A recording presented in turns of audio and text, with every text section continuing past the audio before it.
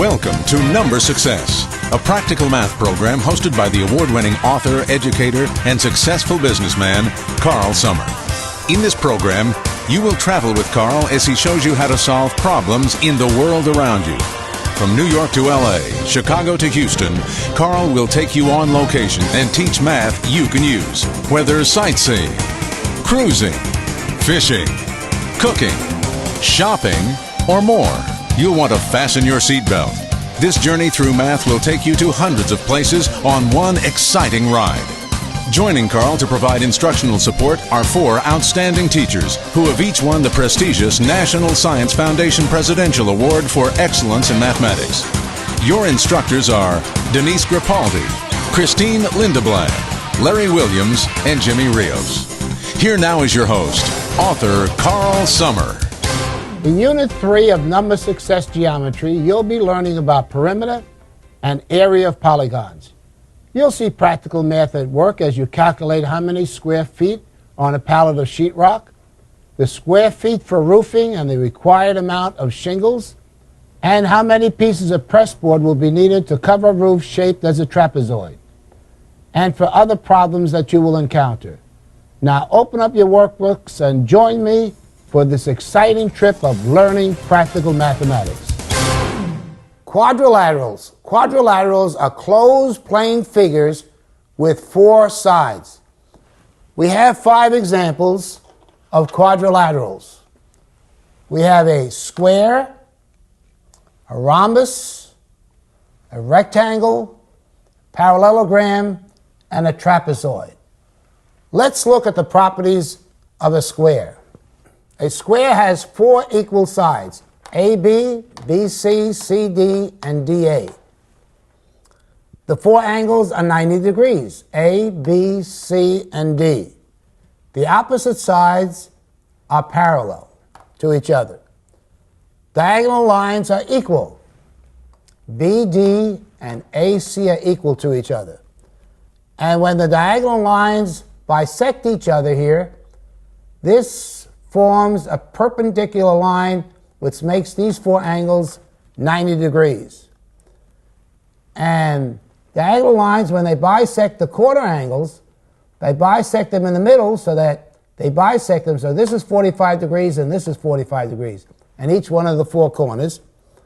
And it forms 4 isosceles triangles, 2 equal sides, as you can see over here. So these are isosceles triangles and they're all equal. Now let's look at a rhombus. A rhombus has 4 sides that are equal, AB, BC, CD, and DA. They're equal. It's just like a square. But notice that it's tilted. And I have one right over here. This is a square. And if I tilt it, this is a rhombus, regardless how much I tilt it. But these sides, as you can see, the 4 sides are always the same length, regardless how much I tilt it. The opposing angles are always equal in the rhombus. A and C are equal, and angles B and D are equal. And the diagonal lines are perpendicular to each other. So when these 2 diagonal lines cross each other, they are perpendicular.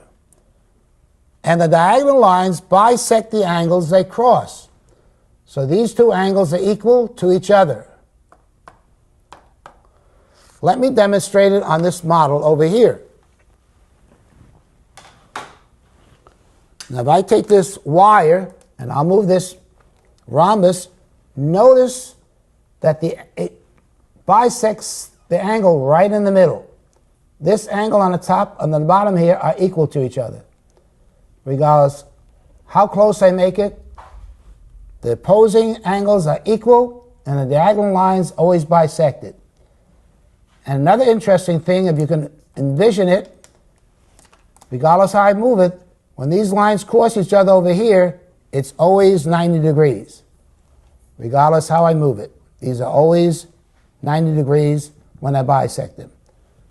Let's take a look at the rectangle. The opposite sides are equal of a rectangle. AB and CD are equal, and AD and BC are equal to each other. So we have 1 line here and 2 lines here showing that these are equal and these are equal. The four angles are 90 degrees, A, B, C, and D, just like the square. The opposite sides are parallel.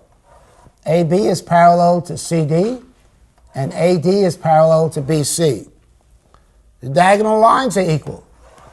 These two lines are equal to each other, and the diagonal lines create two equal triangles. This triangle here is equal to this triangle over here. And diagonal lines create two opposing equal isosceles triangles. And so these here is an isosceles triangle. Notice these two lines are equal, and these are equal, and these two isosceles triangles are equal, and also this one over here is equal to this one over here. Now let's look at a parallelogram. In parallelogram, the opposite sides are equal. AB and CD are equal to each other, and side AD and BC are also equal to each other.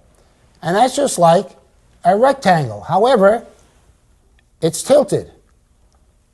And this rectangle now is a parallelogram. And so these sides, opposite sides, are always equal in length to each other, regardless how much I move it. And there's some other interesting properties of a parallelogram. The opposite angles are equal. The opposing angle, B and D, are equal to each other, just like A and C. And over here, you notice that these angles remain the same, the opposing angles. And if I move it, this angle is the same as this one over here. So the opposing angles are always equal in a parallelogram. And the opposite sides remain parallel. These are always parallel to each other. In the parallelogram, the diagonal lines form two unequal triangles. This triangle is unequal to this one over here. So don't assume ever that they're equal triangles. They are not, because these diagonal lines are unequal. However, the diagonal lines create two opposing equal triangles. And so this triangle is equal when you flip it to this side over here, and this triangle, if you flip it, is equal to this side. This side, remember, are the same, and this is the same over here, and this is the same, and this is the same. So if you flip them, you're going to get two equal triangles opposing each other. Let's look at the properties of a trapezoid. The two sides are parallel, AB and DC. They're parallel to each other. The parallel lines are unequal. AB is unequal to CD, and the diagonal lines are usually unequal in a trapezoid. And these are the 5 quadrilaterals. Remember, a square, a rhombus, a rectangle, parallelogram, and a trapezoid. Now let's listen to the award-winning teacher, Jimmy Rios, as he teaches about polygons.